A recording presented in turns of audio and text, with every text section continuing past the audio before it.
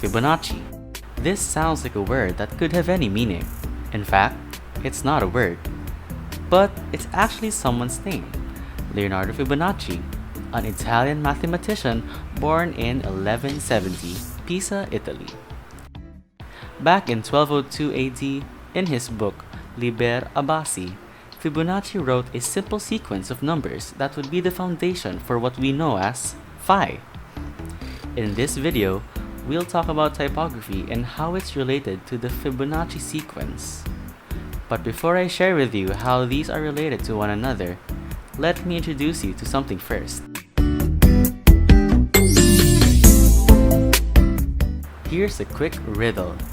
What's something that we can see everywhere, only if we observe enough?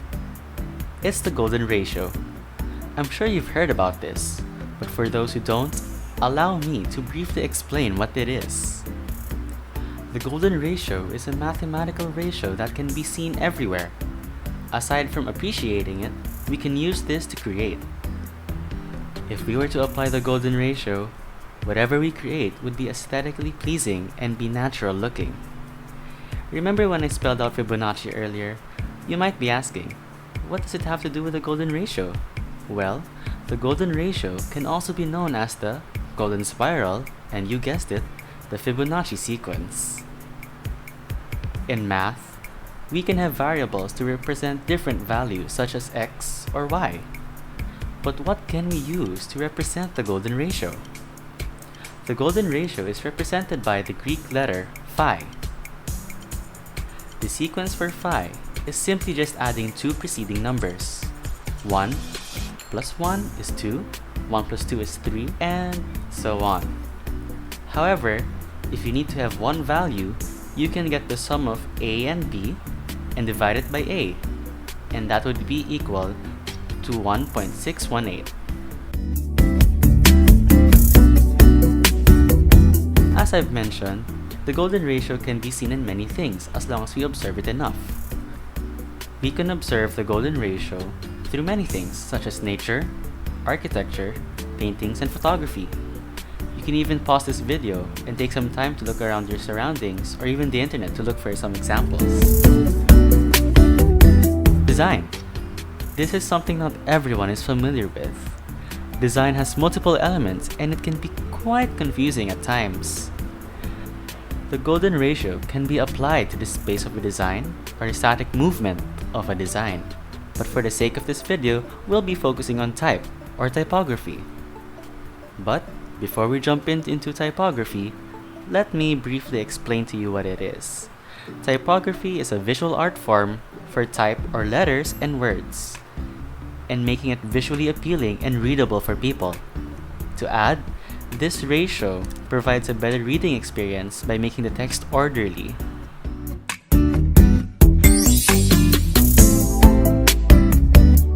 Now, let's go into the math of golden ratio typography. Just like every math equation, there are variables involved. F is equal to font size, L is equal to line height, and H is equal to ratio. All these variables work together, but how do these work? Here's the basic equation for typography. F multiplied by H is equal to L. With this, font size and line height are proportionally related through a ratio. Now how about L of phi and F of phi? This is what would be called the optimal line height. Even though we can have the optimal line height, it is not enough as we have to consider the font size as well. As I mentioned earlier, line height and font size affect each other to make the ideal spacing. Even though the line height is created, there must be a line width that would accompany it. We can see it like this.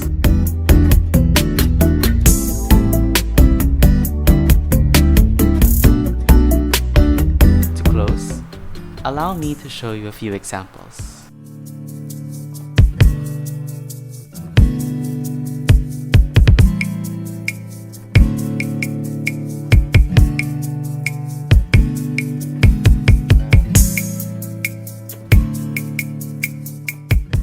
Even though font size can greatly influence the line height and width, Take note that font style can also be a huge factor for type.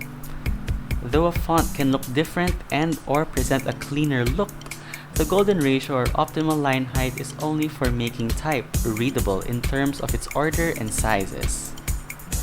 I hope that this video explains and demonstrates the use of the golden ratio in design, specifically in typography. Thank you for watching.